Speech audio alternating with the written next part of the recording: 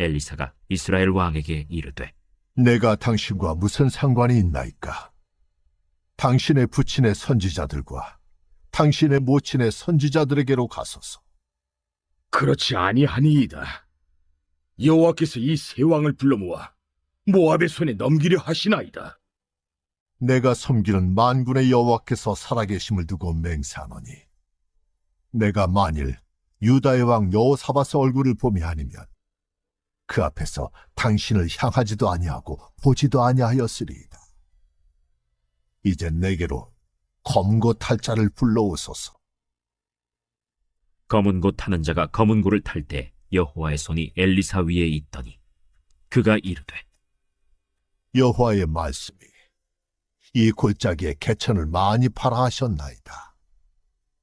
여호와께서 이르시기를 너희가 바람도 보지 못하고 비도 보지 못하되 이 골짜기에 물이 가득하여 너희와 너희 가축과 짐승이 마시리라 하셨나이다. 이것은 여호와께서 보시기에 작은 일이라.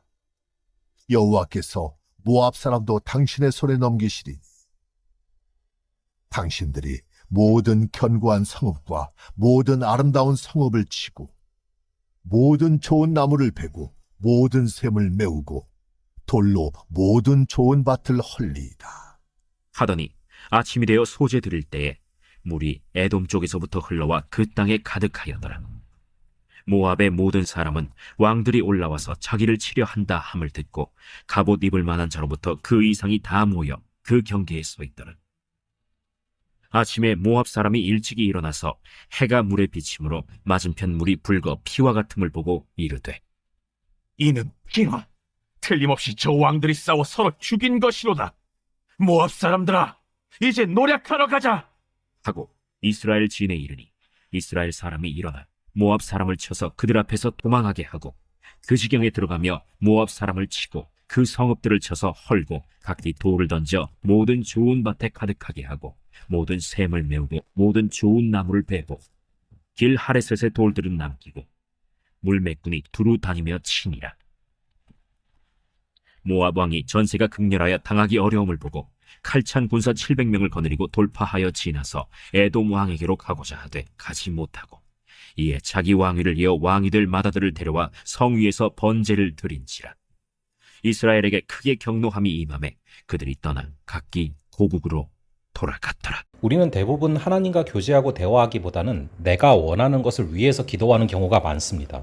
본문은 문제가 해결되자 하나님의 도우심을 간절히 구하기를 그치고 우상이 내린 재앙에 대한 두려움으로 가득 찬 이스라엘 연합군의 모습을 보여주고 있습니다. 이로써 기도 응답뿐만 아니라 기도 응답을 받은 이유, 성숙한 신앙으로 나아가야 함을 강조하고 있는 것이죠. 아무 문제 없이 잘 나갈 때는 하나님을 찾지 않다가 스스로 해결책을 찾지 못할 정도로 상황이 심각해지면 그제서야 하나님을 찾고 사람들에게 기도 부탁을 하는 교인들이 있습니다. 이런 사람들에게는 엘리사처럼 이제까지 의지했던 것에서 가서 함께 기도하라라고 반응하고 싶은 것이 인지상정이지만 하나님은 그렇지 않으십니다. 하나님은 당신께 나와 기도하는 자에게 악을 이유로 응답하기를 거부하신 분이 아닙니다.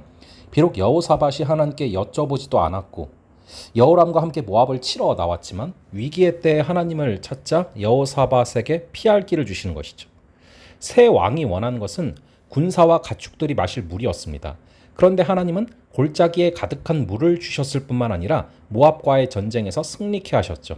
피조물인 인간은 창조주 하나님을 자신의 기준으로 판단하고 해석할 때가 많습니다. 하나님께 11조를 드리지 않았더니 이런 일이 생겼나 보다. 그동안 바쁘다고 교회 나가지 않았더니 이제 와서 기도한다고 들어주시겠는가 하는 식이죠. 그러나 우리를 사랑하셔서 독생자까지 내어주신 하늘 아버지께서는 우리의 잘못에 집중하지는 않으십니다. 물론 죄를 간과하지는 않으시지만 우리가 돌이키고 기도할 때 듣고 응답하신다는 것이죠. 그러므로 어떤 잘못도 하나님 앞에 숨기지 말고 주저하지 말고 하나님께로 나아가 긍휼을 구해야 하는 것입니다. 하나님의 사람 엘리사를 통한 신탁의 말씀이 모두 성취가 되어 이스라엘 연합군은 모압과의 전투에서 큰 승리를 거두게 되죠. 단순히 물을 보충하고 사기가 오른 이스라엘 군대가 용감하게 싸워서 승리를 거둔 게 아닙니다. 하나님이 주신 물을 피로 착각한 모압 사람들이 전세를 오판해서 이스라엘이 손쉽게 승리한 것이죠. 따라서 승리는 전적으로 하나님의 역사였습니다. 하나님이 말씀하신 대로 응답되는 현장을 목격한 이스라엘 연합군은 어떤 반응을 보였을까요?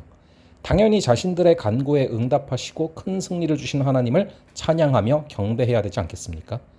그런데 놀랍게도 그들은 하나님께 경배를 드리지 않습니다. 오히려 모압 왕이 최후의 발악으로 우상에게 왕이 될 장자를 인신제사로 드리는 것을 보고 이스라엘 연합군은 자신들에게 해가 임할 것을 두려워한 나머지 고국으로 돌아갑니다. 분명 전쟁은 승리했는데 도망쳐온 느낌을 갖게 되는 이유는 고대 근동의 전쟁은 국가 대 국가의 전쟁이 아니라 각 민족의 신들의 전쟁이기 때문입니다. 연합군은 전쟁을 승리케 하신 하나님을 신뢰하기보다는 인신제사를 받은 우상의 해코지가 더욱 두려웠던 것이죠. 기도 응답 이후의 신자의 삶은 더욱 영적으로 깊어지고 하나님과의 교제는 더 풍성해져야 됩니다. 그러나 응답하신 하나님이 아닌 응답 자체에만 초점을 맞추게 되면 우리는 또다시 하나님이 없이 살아왔던 옛삶으로 돌아갈 수밖에 없다라는 것이죠.